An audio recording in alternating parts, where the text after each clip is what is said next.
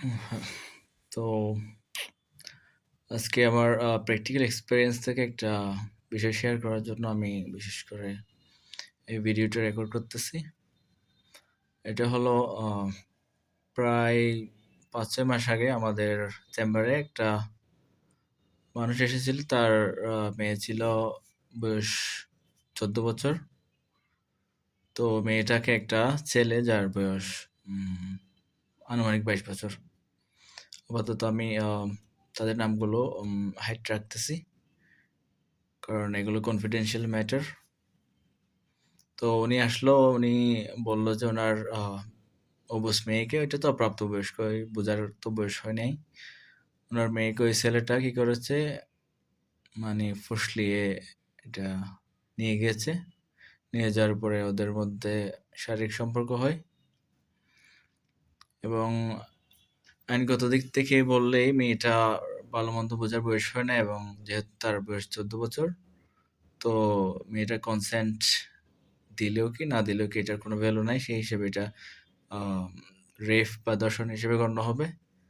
তো মেয়ে আসলো, এখন মেয়েকে নিয়ে গেছে। নিয়ে যাওয়ার পরে এই ছেলের একে কয়েক মাস রাখছে। রাখার পরে এদের মধ্যে এই মেয়েটা প্রেগনেন্ট হয়ে যায়।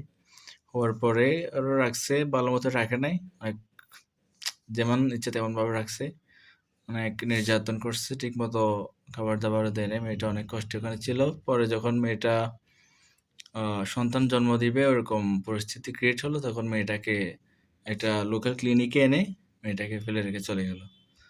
যাওয়ার পর এই বাবা, ওই ক্লিনিকের একজন মহিলা কি করেছেন, ওই মেয়ের মাকে এবং বাবাকে কল দিয়েছেন।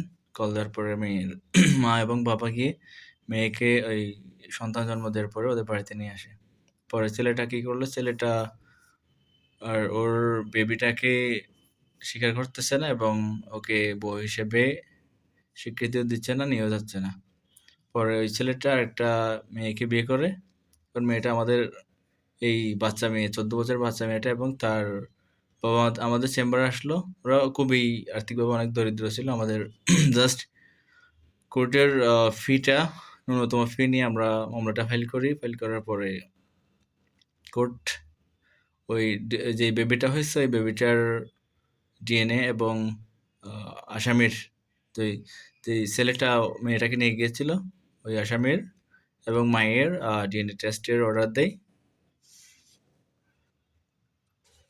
তো ডিএনএ টেস্টের অর্ডার দেওয়ার পর, যেহেতু বাংলাদেশের জনবল কম, এখানে ফেসিলিটিস কম, সেজন্য এটা অনেক টাইম লেগে যায়, প্রায় ৭-৮ মাস লাগার পরে ওই মেয়ের ফ্যামিলি অনেক হতাশ হয়ে যায়। ওরা মনে করছিল ওর বিচার পাবে না, কিন্তু পরে গিয়ে পুলিশ, দেরিতে হলো, পুলিশ তার কাজটা করেছে। ওই আসামিকে ধরে তারপর ডিএনএ টেস্টের জন্য নিয়ে যায়। নিয়ে যাওয়ার পরে ওই বেবি এবং ভিকটিম, যে ছোট বাচ্চা মেয়ে মহিলা যাকে রেপ করা হয়েছে আইনের পাশে, এবং ওই আসামির ডিএনএ টেস্ট করা হয় ওদের স্যাম্পল নিয়ে। ডিএনএ টেস্টের রিপোর্টটা আমরা আজকে দেখেছি। আজকে দেখার পরে আমি খুবই খুশি ছিলাম যে মেয়েটা অবশেষে ওর ন্যায় বিচার পাবে। ডিএনএ টেস্টের ওই স্যাম্পলের মধ্যে যেগুলো দেখা হয়েছে, ওখানে পিউটেটিভ ফাদার হচ্ছে ওই এটা ছেলেটা, আসামিটা, এটা হচ্ছে অনুমিত বাবা, আর পিউটেটিভ মাদার হচ্ছে ভিকটিম, যাকে রেপ করা হয়েছে, মানে অনুমিত মা। আর ডিসপিউটেড চাইল্ড, যেটা ওই ভিকটিমের গর্ভ থেকে জন্ম হয়। তো ডিএনএ টেস্টের স্যাম্পলগুলো সবগুলো মিলে যায় এবং ওখানে রিপোর্টে আসে যে the accused cannot be excluded from being biological father of the disputed child. তার মানে হচ্ছে যে এই আসামি যে আছেন, তার ডিএনএ স্যাম্পলগুলো মিলে যায়, সে এই বাচ্চার বাবা নয়, এটা অস্বীকার করার কোনো সুযোগ নেই। তো নেক্সট হিয়ারিংয়ের মধ্যে কোর্ট নিশ্চয়ই ন্যায় বিচার করবেন এবং আসামিকে তার প্রাপ্য শাস্তি দিবেন এবং মেয়েটা ন্যায় বিচার পাবে। হয়তো কোর্ট ওই আসামিকে অ্যারেস্ট করার জন্য মামলাটা আমলে নিয়ে ওয়ারেন্ট ইস্যু করবেন। এটা তো অনেক হার্ড একটা মামলা হবে আশা করি। আর আপনারা যারা আছেন এই ধরনের ভিকটিম, তারা নিশ্চয়ই হতাশ হবেন না।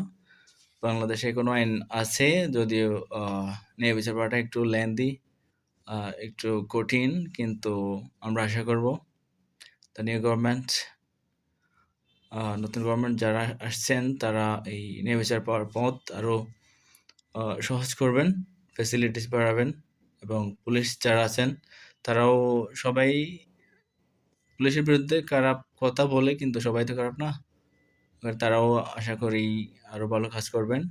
এই ধরনের ভিকটিম যারা আছে তাদের জন্য আরও আন্তরিকতার সহিত কাজ করবেন যাতে তারা হ্যারাস না হয়। So that's it. আজকে খুশি লাগতেছে অনেক যে একজন, কারণ আমরা দেখছি ওই ভিকটিম যারা ছিল বাবা এবং ও ছোট বাচ্চা মেয়ে ভিকটিম যেটা যাকে রেপ করা হয়েছে, তাদের অসহায় অবস্থা দেখে খুবই খারাপ লাগছিল। আজকে রিপোর্টটা দেখে খুবই ভালো লাগছে। সো এটাই আনন্দ যে যারা ভিকটিম আছেন, অসহায় মানুষ আছেন, তাদের মুখে হাসি ফোটানো। That's it. At the end, the fees are less, but happiness matters.